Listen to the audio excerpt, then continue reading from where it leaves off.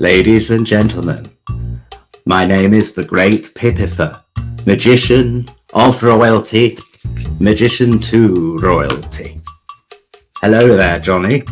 Hello, Pipifer. I've got my royal tarot cards here.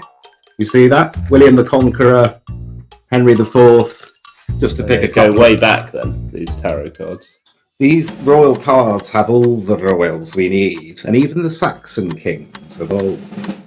But of course, today we're starting with the Empress, so the first Empress of India, so branded by a wily Prime Minister. I don't think a lot of our Indian listeners today will look back fondly on that. But of course, we talked about Queen Victoria. And we're going to be focusing today a deeper, a more dangerous dive into our kissing cousins, those crowns of conflict. There's Bertie, Jonny, King Edward VII. Are we going through all 52 cards? Are there 52, or am I thinking of King Canute? Yes, for King Canute. Anyway, Jonny, you've exposed me as the fraud I am. Luckily for me, this doesn't damage my stock with the present royal family, my clients. If there's one thing they loved, and still love today, it's a dangerous and manipulative Svengali looking to plunder them, blackmail them, or otherwise exploit their, shall we say, Jonny, immense talents, and, shall we say, Jonny, unique brains. Prince Harry was duped by Uri Geller, was he? Did he believe that Uri Geller really bent spoons when he was quite young? Don't know, actually. I wasn't expecting that. Let me check in my time ears. I can't find any connection. I just remember it. I remember something along the lines of Prince Harry was a big believer in Uri Geller, and that he actually could bend spoons. Back when Uri Geller was sort of popular in the 90s. Sure. It could have been shortly after the death of his mother, so he was Uri Geller's mother. easily taken in and looking for something to believe in, and Uri Geller was just there bending spoons. I can't find any source. How about when Jimmy Savile became Prince Charles, and then Princess Diana's de facto marriage advisor and guru, and became Prince Andrew's public relations man? He'll fix it, no problem. So yes, of course, last time we looked at Queen Victoria as grandmother, Dirty Bertie, her son and heir, his son and heir, Prince Albert Victor, pilloried for having a long neck and being stupid. He's the one who, around the 1970s, it was decided as Jack the Ripper, etc., etc. Not true. No, nothing. As much evidence as for Uri Geller and Prince Harry and the spoons. Albert Victor, who perished around 1890, Queen Alexandra of Denmark. This is Dirty Bertie's wife. Dirty Bertie's wife, exactly. Queen Alexandra of Denmark, mother of Albert Victor and the eventual George V. About Queen Alexandra, she was picked, can you guess who by? I would assume Queen Victoria. She did a lot of the matchmaking. And her then husband, Prince Albert, who was sort of the spearhead of the dynastic political project that would result, obviously, in a couple of generations with all the crowned heads around the world, basically, all being very closely related and what we might call kissing cousins.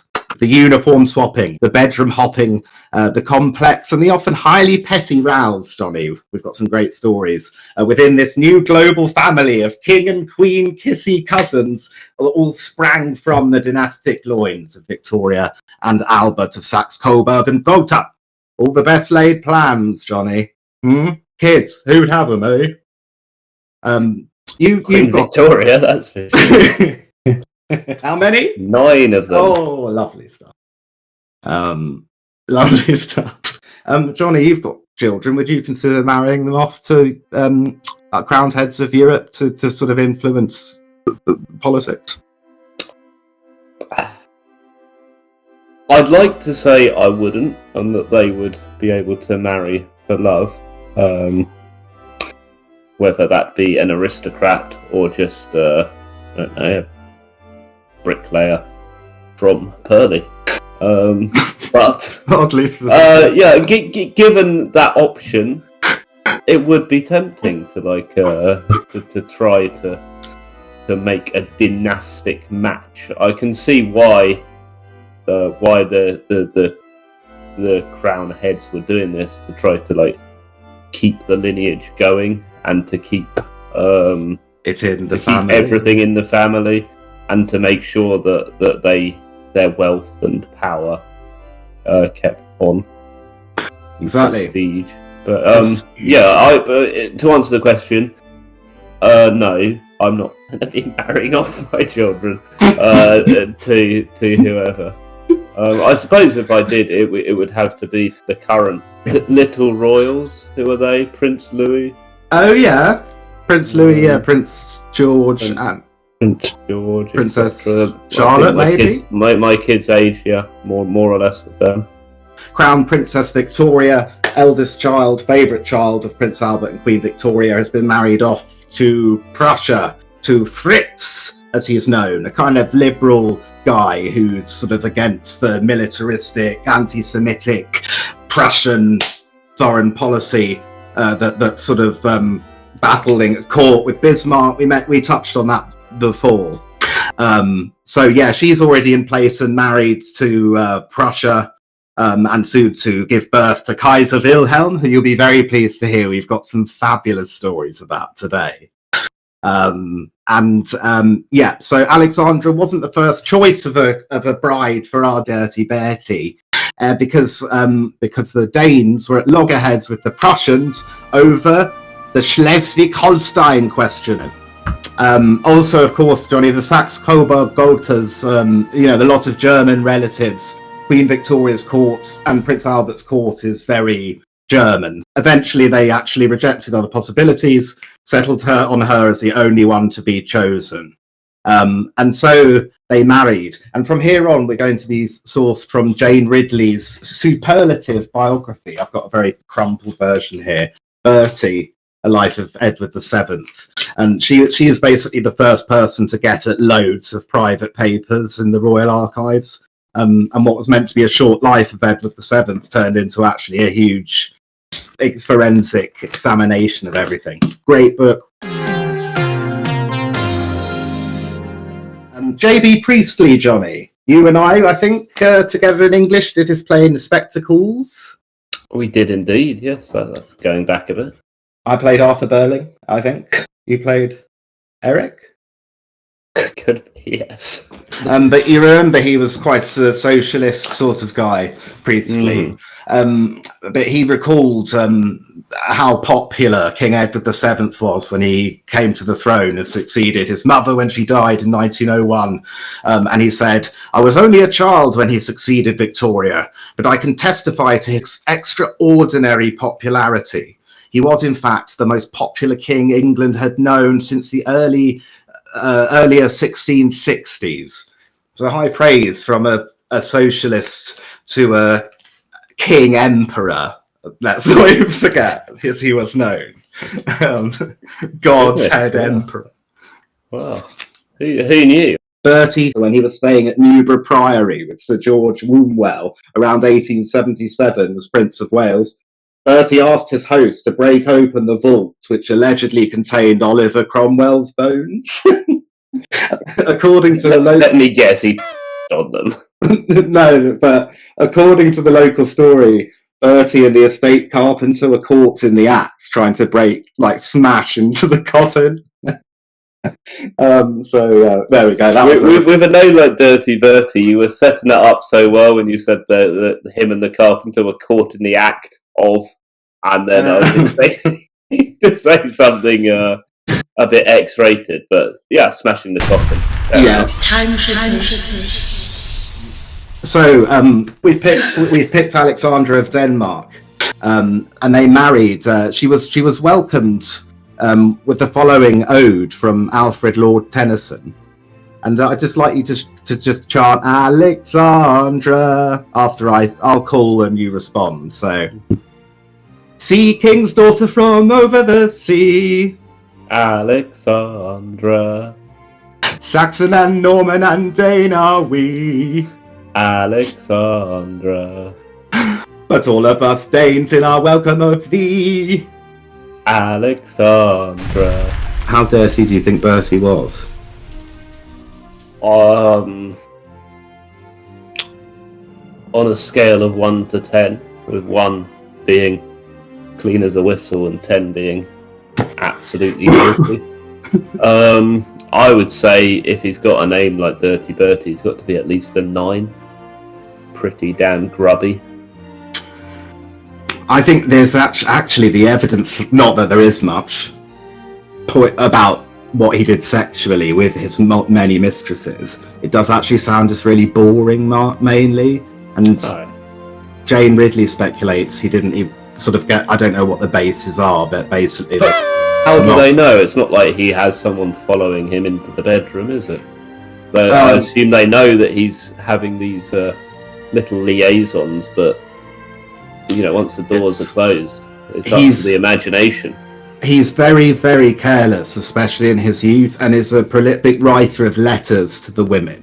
So oftentimes you've got royal agents running around trying to track down the letters, slightly, intimidate, bribing, trying to recover all the many love letters. Ready?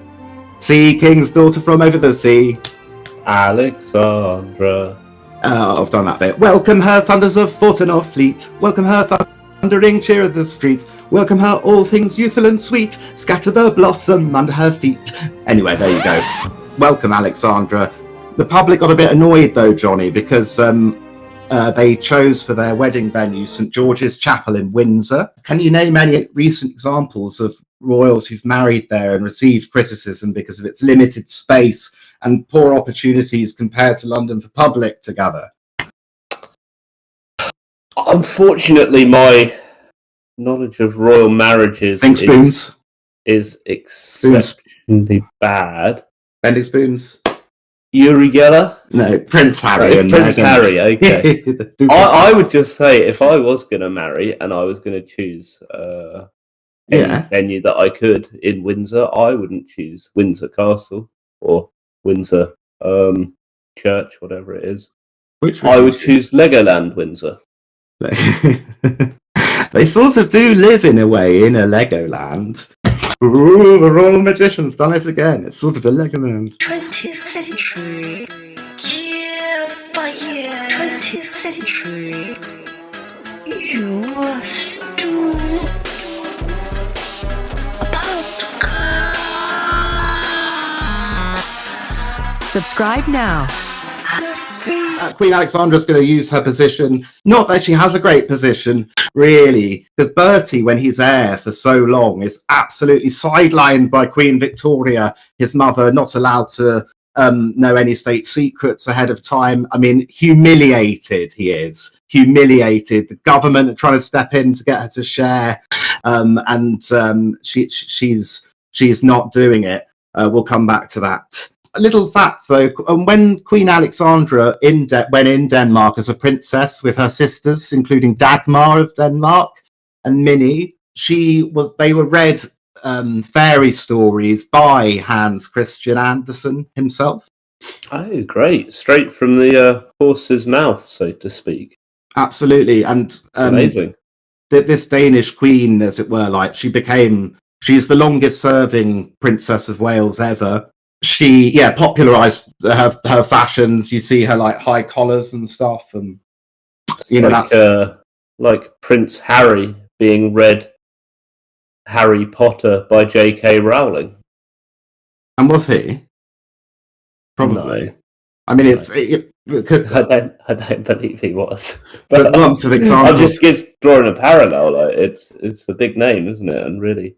Yeah, they always get the biggest. It beats an audiobook as well, having it actually read to you. Royal children, absolutely, and royal children always get the best of this. Whoever the top star is, they'd get Mr. Tumble and Peppa Pig and all of it, all bloody on absolute, request. Request? I don't know what I mean there. Sorry, you're pissing me off. We've got a lot to get through. Okay, you're only harming yourself here. You've got a family and responsibility. You threatening my family. Oh dear. So yes, there they were married. Alec's long-suffering wife, of course, because of Bertie's infidelities. But I want to look at their parenting styles, speaking of parents, because Bertie and Alex, unlike Albert and Victoria before them, were quite liberal parents. In fact, almost too liberal in a way. She in particular, through, you know the scene in Mrs. Doubtfire, where Robin Williams throws a big party for the kids in the house at the beginning, and it's what gets him thrown out by his wife and causes the whole Doubtfire thing. She was a bit like that, and she was quite deaf as well, and she'd throw these massive children's parties, and apparently walking into it was like walking into like a war zone. So yeah, and she was very close to her sister Minnie. Lots of dressing the same going on in this family. So yeah, I should say, by the way, speaking of favourite royal residences, the Prince of Wales' Dirty Bertie Boy he's placed in Marlborough House. That's his residence. And while you've got Queen Victoria's court, which is pretty like prudish is the wrong word, but you can't smoke, you're not allowed to gamble, it's pretty dull. So Marlborough House becomes the opposite of this, a sort of high society, wife swapping, hunting, bed hopping, the Marlborough House set, as it were. Hang on. Yeah, sounds like a good time at Marlborough. Well, you say that, Jonny, and again, everything's relative. So at the time, this was sort of pretty high fashion. The reality was, Dirty Bertie was always the centre of these massive shooting parties. But he's the king, obviously, or the heir. So, one, he never pays. So basically, whichever lucky member of the Marlborough set who gets to host these lavish parties, they might end up bankrupted basically by the whole thing.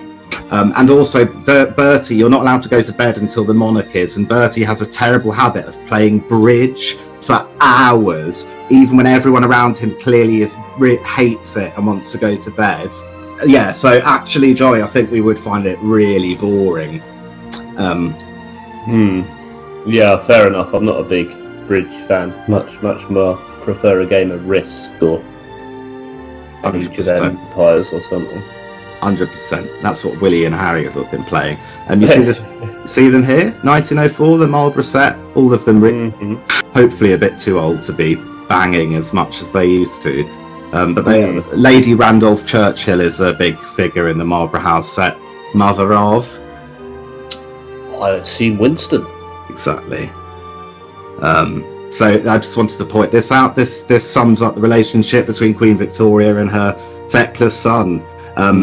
She's pointing here to a list of his sins. Record of His Royal Highness Prince of Wales keeping low company, inveterate gambling propensities, advertising actresses, yard drinking, glug, glug, glug, glug, in debt to everybody, loose morals, generally fast, too fond of baccarat.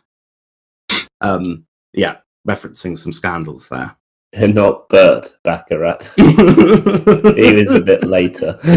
I love it. There's so much in the 20th century to work with. Bertie's affairs. Royal letters to Lady Mordaunt. He was carrying on with Lady Mordaunt. Her husband went absolutely berserk about it. Basically got her imprisoned in a mental asylum. There was sort of a court case. As you can see, a real attempt at a cover-up. We won't go right into that, but suppressed by the newspapers. Royal letters. Once again, Bertie's grubby pen gets the better of him. So that was one of the many scandals that hit Marlborough House. So Bertie's been kept in the dark by Queen Vic. In 1885, William Gladstone, Prime Minister, doesn't get on with Queen Victoria at all, by the way. It's Disraeli who made her Empress of India, much to the delight of all Indians, not. So Gladstone had tried to get Queen Vic to let Bertie look at the boxes. Gladstone said of Bertie, he would make an excellent sovereign. He is far more fitted for that high place than her present majesty now, because she is, of course, dressed in black, not doing anything. He would see both sides. He would always be open to argument. He would never domineer or dictate. Gladstone wrote to Queen Victoria, please can we let Bertie look at the boxes? Queen Victoria refused Gladstone twice with what Ridley calls her bold mauve pencil. In Jane Ridley's words, that was the end of the matter. Before the purple pencil of the 66-year-old widow queen, strong men quailed. Well, I'd rather be on the receiving end of Queen Victoria's purple pencil than Dirty Bertie's purple pencil. I think that is one of the best, wisest things that has ever been said on this podcast. Around this time, by the way, his Uncle George, Bertie's Uncle George, don't even worry about who that is, noted with interest that Bertie's attention... Are you all right? You're still engaged? I'm still here. Because we've still got more to get through. Are we going up to the present day? No.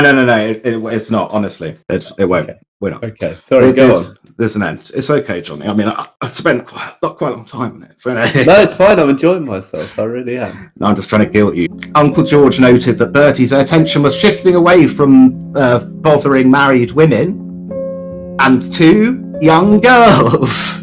Right. Okay. How young are we talking here? I hope over the age of consent. Well, we've got I believe early 20s, but do you know what? I don't know. I don't know. We don't need to speculate about any royal.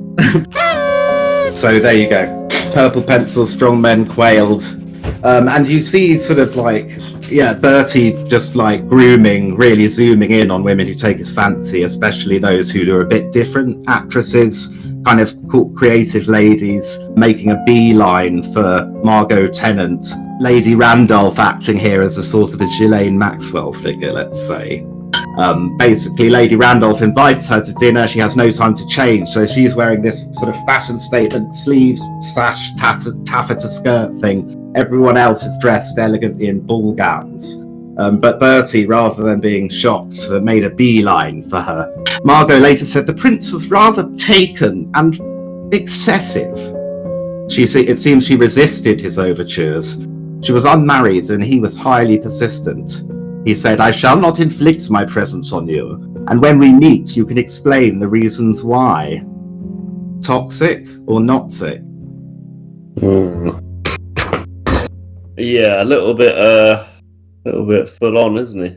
History repeats itself. History repeats itself. History repeats itself.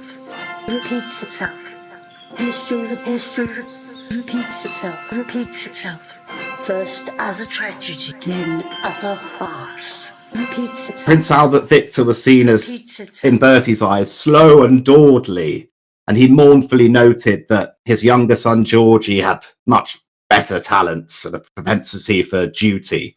So Bertie, like his mother, playing favourites a little bit, although much more patient than his mother, even with the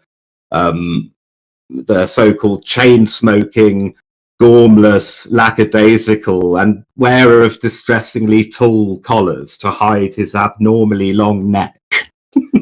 How long is this neck? You mentioned it a couple of times. Like, are we talking Have a look. Giraffe-esque or more like trying to think of anyone that I know with a long neck. Bashar al-Assad, so his nickname among those Bashar al-Assad was the giraffe, neck, doesn't he? known as the giraffe, apparently, not to his face, I don't imagine. So that's all. Neck. You don't even get to his face. You have to always when you're looking at neck height. He got into a lot of sad scandals, a bit like his father. We've talked about Jack the Ripper, possible connections to a brothel affair. He contracted gout at one point and had to have a little rest. It was actually gonorrhea, though, we now know. So, the apple doesn't fall far from the tree, then. So, Hopeless Eddie Collar and Cuffs, as he was known, was quite obsessed with cousin Aliki, Alex of Hesse, who goes on to marry future Tsar Nicholas, the Tsarina who gets shot in our next episode. And then in 1890, the government are very keen that Eddie needs to get marrying and popping out some heirs. So Eddie immediately falls in love with a Catholic daughter of a French pretender to the throne called Helene. Queen Victoria tried to oppose, but found Eddie's kind of drippy sentimentality and romance so convincing that she suddenly is like endorsing him converting to Catholicism, which is crazy, and not like the Prime Minister's furious about this whole mad thing. This is what you could see the family dynastics getting out of control of the like politics, because obviously, as we've said before, UK is one of the few crowned heads where they don't have absolute power, unlike Kaiser and Tsars. But after he died, a flu, breaking his parents' hearts in 1890, pneumonia even, the British newspapers were unusually respectful, well, except for one, Reynolds News, which referenced his extremely limited mental faculties after he just died. Show some respect. So there we go. This makes King George V heir. He marries May. We know all about this. But anyway, enough about that. Let's move on to Kaiser Wilhelm. Bertie and Alex's 25th wedding anniversary in 1888. Tensions with Germany are high. We won't go into the specifics, but Queen Victoria had just uninvited her nephew, the troublesome, unstable Kaiser Wilhelm, from Sandringham because of his attitudes towards one of her dynastic marriages, the Bulgarian marriage. What the Kaiser saw as marrying to lower commoners, who are actually the Battenbergs, who become the Mountbattens, so they have to change their German name in World War I, and so we end up with Prince Philip Mountbatten, quite closely related to the Queen who married Elizabeth. Anyway, so there you go. A crushing snub this was, says Ridley, and Wilhelm began referring to his grandmother as the old hag in his letters. So the day before the anniversary, Emperor Wilhelm died, the aged German emperor, and actually his son Fritz, the heir, and Kaiser Wilhelm's father, future Kaiser Wilhelm, was now seriously ill, and this was known. So Bertie actually goes to visit him in Germany. They don't like to do this because it's like known as the German robber's den, the kind of Prussian influence at court, and obviously Kaiser's parents, Fritz and Vicky, are pretty liberal and don't like this, but Kaiser gets pulled into the militaristic stuff. And in fact, on the night that his father lay dying, Kaiser Wilhelm ordered his hussars to form a cordon around the Charlottenburg Palace to prevent his mother smuggling out her papers. So the minute Fritz dies and Wilhelm's heir, he immediately starts like marginalizing his mother, humiliating her. Vicky had anticipated this, much smarter than William, of course, and locked them away at Windsor at home. So there you go. The Kaiser ignored his mother, humiliated her, gave her no influence, tight-fisted allowance, evicted her, and ignored Queen Victoria's telegrams begging him to look after her, which obviously came on the back of Queen Victoria disinviting him, so he's not willing to receive this.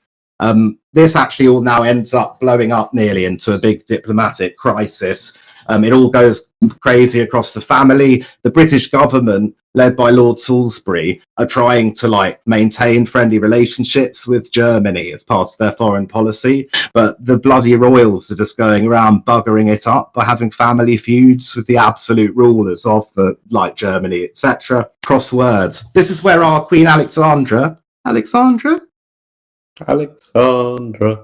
starts putting her oar in. Really hates Wilhelm. Of course, she's pro the sort of Danish-Greek axis and hates the Prussian-German axis. She starts going around to relatives, Tsar Alexander III included, telling him stories of his bad behaviour towards his parents, Wilhelm's behaviour. Ridley says that the Tsar, for all his autocratic politics, was a devoted family man, was shocked, and Russia's commitment to the German alliance was compromised as a result. Bertie spat with Wilhelm as it became now threatened to upset Lord Salisbury's carefully crafted European entente, which was balancing France by cultivating German friendship. The Prime Minister Salisbury said to Queen Victoria that Bertie's blunder was that he treated Wilhelm as an uncle treats a nephew, instead of recognising that he was an emperor who, though young, had still been of age for some time. Queen Victoria's mature, measured and statesmanlike response? Well, with such a hot-headed, conceited and wrong-headed young man devoid of all feeling, this may at any moment become possible? So we're nearly there, Johnny. Don't worry. I'm hanging in there. Don't worry. I like Queen Victoria's nickname for the Kaiser, Little Willie. Exactly. It started off Little Willie and her loving a Little Willie, and soon got a bit more. Quickly unravels. Yeah. So anyway, old Lord Salisbury, trying to get his foreign policy going, had failed to appreciate that although foreign policy in Britain was controlled by politicians, in Germany, family quarrels really did dictate foreign policy.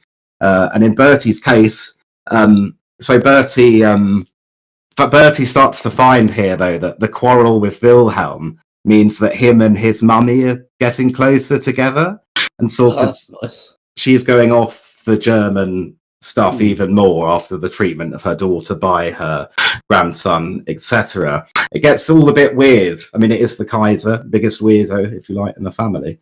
In 1889, Lord Salisbury is at a bit of a loss. He insists that the Queen Victoria just puts it to one side and welcome the Kaiser for the summer. I think it took some persuasion. Queen Elizabeth II would have just done it like that, even if it was Hitler's zombie, because she had that sense of duty. But Queen Victoria, much more capricious. Salisbury insists to Victoria that Kaiser, I keep calling him the Kaiser, the future Kaiser. Oh no, he is the Kaiser now. Yeah, sorry, he is the Kaiser, of course, because his father's died, of course. Welcome the now Kaiser for the summer. So Salisbury sort of engineers this, and Kaiser's reaction is sudden bipolar flip to just I would be overjoyed to come to the dear old home. So there you go. And Lord Salisbury, with some good intel on how to treat a Kaiser, this Kaiser persuaded Queen Victoria to offer him the rank of a British admiral, and this went down a treat. Fancy wearing. They were always a bit jealous of the British Navy, so yes, exactly. Yeah, give him a slice of that action. This quote, just in name only. Totally, and this quote sums it up. Kaiser, on receiving this honour, fancy wearing the same uniform as St. Vincent and Nelson. It is enough to make one quite giddy. Dearest grandmamma. He said how delighted he was to feel and take an interest in your naval fleet as if it were my own. Great. And even today, as we know, Johnny, you can absolutely get those royals going with a lovely Swiss uniform. They give each other lovely new titles. The king just gave them all new titles, put Kate on a thing. They love it. They live for it. Prince Andrew at the Queen's funeral, there was a big furore, him making sure he was going to wear the smart uniform he wanted to wear, even if he wasn't meant to because he'd stepped down from duties. But of course, in these days, they love the uniform so much that they're swapping with all their family members in different countries. So Kaiser Bill, looking very proud here, that's saying his admiral's uniform. And then there's a great photo of King George V dressed in proper Prussian gear before World War One, posing with the Kaiser and a German regiment. There is something just wonderfully childish about how they all love to swap uniforms. Play dress up in the other's slightly different uniform with some different tassels or different medals or different epaulets. And they still do it. That's the most amazing thing. I also love how childish it is. I think it was Prince Harry when he fell from grace. He wasn't allowed to wear a uniform at some event, and this was the big punishment. Exactly. The thing that would really irk him or that would mark him out. Uniform swapping and wife swapping. That's what I'm getting out of this. Anyway, the uniform swapping all works well enough for now. Kaiser Wilhelm's back on board. This immediately affects German foreign policy, and there's a bit of a thawing out in tensions there. But this will not last. At any rate, in 1910, King Edward VII, our dirty Bertie, died, and he reigned for 10 years. By the end, was he not? Yes, very large and in charge. He had to give up dancing about a decade earlier because of his phlebitis. That's when he became a sort of opera buff, much to the no doubt joy of all the opera starlets he hounded with his boring letters. But I just wanted to finish up and saying, of course, King George V now becomes king. with Mary of Teck, now Queen Mary, and indeed Empress of India. That passes down that title to the queens until Indian independence. So Edward VII dies, Georgie becomes king, and there's an apocryphal quote tributed to King George V, saying that I was right terrified of my father, and I'm going to make damn sure my children are terrified of me. But that's not what the diary says, because actually after Edward VII died and King George became King George, he wrote this in his diary. I have lost my best friend and the best of fathers. I never had a cross word with him in my life. I am heartbroken and overwhelmed with grief. God will help me in my responsibilities, and darling May will be my comfort, as she has always been. May God give me strength and guidance in the heavy task which has fallen on me. So yeah, him and May will rule much more as partners. So there you go, Jonny. Another whistle-stop tour through these crowns. Fascinating, captivating. What better way to end but on a little parable about King Canute. What do you know of King Canute? What's the famous thing? He tried to send the sea back, I believe. And I didn't know this until I consulted my cards. King Canute was giving, as those wise Saxon kings will want to do, a sort of parable to his noblemen to show that you can't hold back the sea, basically. Really faff that at the end, but yeah, it was King Canute knew that the sea wouldn't be held back, teaching a lesson. I probably won't leave that. Okay, so he wasn't just bombastic and a bit absurd. He was actually aware of the limitations of his own power, that man had no dominion over nature. And do you know what happens when you split him in two? You get half a Canute. Okay. Great. Excellent. I did not know about half a Canute. Well, we could do an hour on him now. Half a Canute died following a seizure while drinking in a tavern in Lambeth, London. That's a kingly. So good to know that. Classic.